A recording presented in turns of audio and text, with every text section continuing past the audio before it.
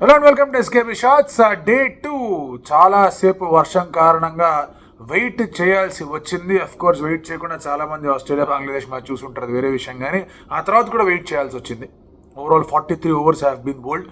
Tactics క్వశ్చనబుల్గా ఉండొచ్చు, ఎందుకు డిక్లేర్ చేయలేదు, ఎందుకు శ్రీలంకని బ్యాటింగ్కి ఆహ్వానించలేదు, ఏం జరిగింది అని చెప్పేసి. But I think in the end of the day one tactic is completely clear that ఇంకా పిచ్ డిటీరియరేట్ అవ్వాలి అన్నట్టుగానే టీమిండియా ఆలోచన కనిపిస్తోంది.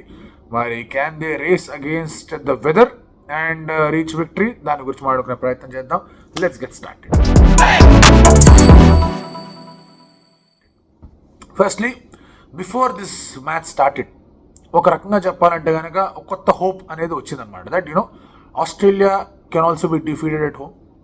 సో న్యూజిలాండ్ కనుక ఆస్ట్రేలియాని కనుక ఒక మ్యాచ్లో ఓడించి సౌత్ ఆఫ్రికాలో ఆస్ట్రేలియా ఆడాలి, సౌత్ ఆఫ్రికా వాళ్ళ మీద సిరీస్ గెలిచి ఇండియా ఆస్ట్రేలియా మ్యాచ్కి వచ్చేసరికి వాళ్ళు కూడా కాస్త సందిగ్ధతలో ఉండంగా వస్తే బాగుంటుంది అనే దానికి వాళ్ళ బంగ్లాదేశ్ విక్టరీ అనేది హోప్ ఇచ్చింది.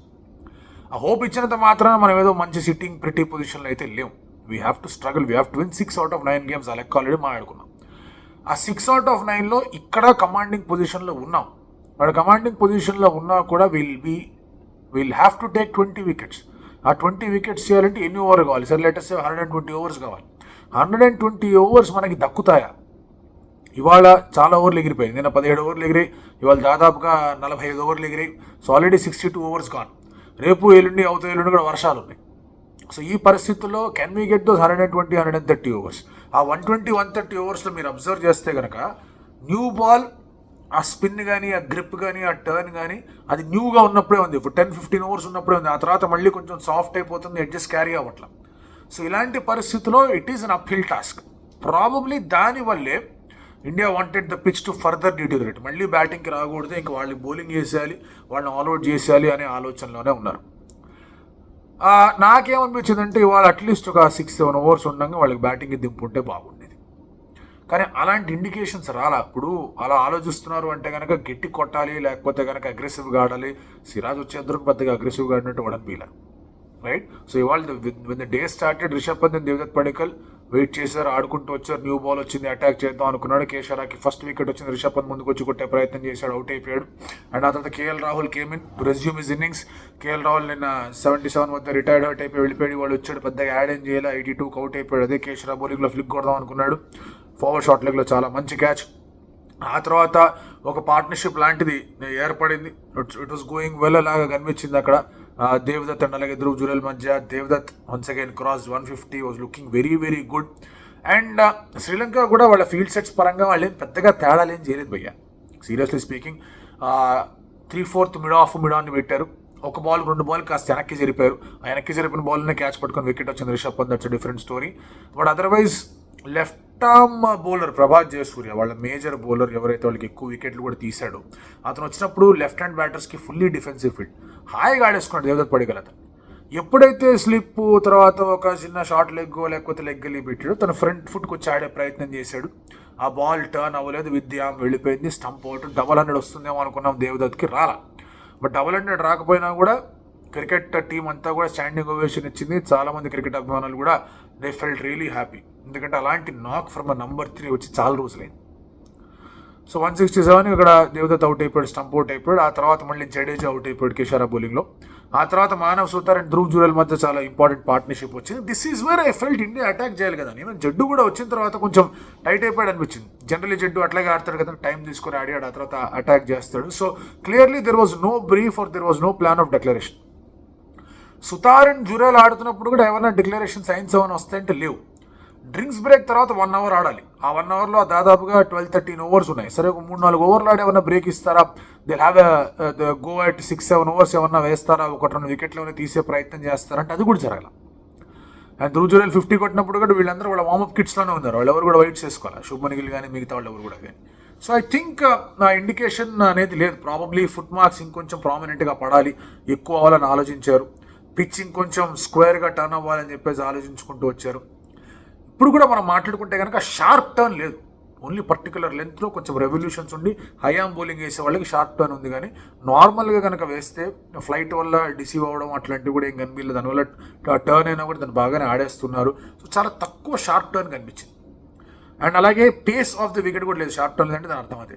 దానివల్ల ఏమవుతుందంటే మీరు సాఫ్ట్ హ్యాండ్స్తో ఆడారంటే కనుక ఫ్రంట్ ఫుట్లో ఆడారంటే అస్సలు క్యారీ కావట్లేదు స్లిప్కి. బ్యాక్ ఫుట్లో ఎడ్జ్ అయ్యే సినిమాలు కనిపించట్లేదు because the wicket is slow and వాళ్ళు అడ్జస్ట్మెంట్స్ తీసుకోగలుగుతున్నారు. సో ఇంకా కొంచెం పిచ్ ఇబ్బందికరంగా మారాలి అని చెప్పేసి ఆలోచనలో ఉన్నారు. ఇంకోటి ఏమవుతుందంటే మీరు క్లోజ్ చేసేస్తారు, వర్షం కారణం వల్ల మాయిశ్చరు సీపిన్ అవుతుంది, కాస్త కవర్స్కున్న స్వెట్టింగ్ సీపిన్ అవుతుంది, అండ్ దానివల్ల కొంచెం క్రాక్స్ ఏమైనా ఉన్నా కొంచెం అటు ఇటు ఏమన్నా కాస్త బైండ్ అవుతుంది ఆ పచ్చిక వల్ల. సో అదో ఇంకో ప్రాబ్లం, హోల్డ్ అవుతుంది, అంత ఇదిగా రాదు.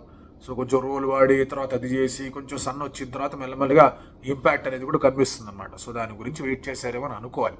But I felt go for the aggressive అనిపించింది, అగ్రెసివ్ స్టాండ్స్ అనిపించింది. జస్ట్ చూద్దాం తర్వాత సంగతి, తర్వాత వీఆర్ హియర్ టు విన్ ఒక చిన్న స్టేట్మెంట్ ఇచ్చుంటే బాగుండేది అనిపించింది. హోప్ఫుల్లీ చిన్న డిలేడ్ స్టేట్మెంట్ వస్తుంది కానీ అది వచ్చినప్పుడు మాత్రం అంతే స్ట్రాంగ్గా రావాలని చెప్పేసి కోరుకుందాం. ఎందుకంటే ఇప్పుడు స్కోర్ మనం చూసుకుందాం సరే, వీఆర్ అట్ 460 రైట్. లాస్ట్లో సిరాజ్ కొట్టబోయి అవుట్ అయ్యాడు, మానవ్ సుధార్ కొట్టబోయి అవుట్ అయ్యాడు, కుల్దీప్ యాదవ్ రివర్స్ స్వీప్ కొట్టాం, స్టెప్ అవుట్ అయి కొట్టింది ఎప్పుడు చూడలేదు. కుల్దీప్ యాదవ్ టెస్ట్ మ్యాచ్లో ఇట్లా ఆడింది తక్కువ మ్యాచ్లో, అది వేరే విషయం.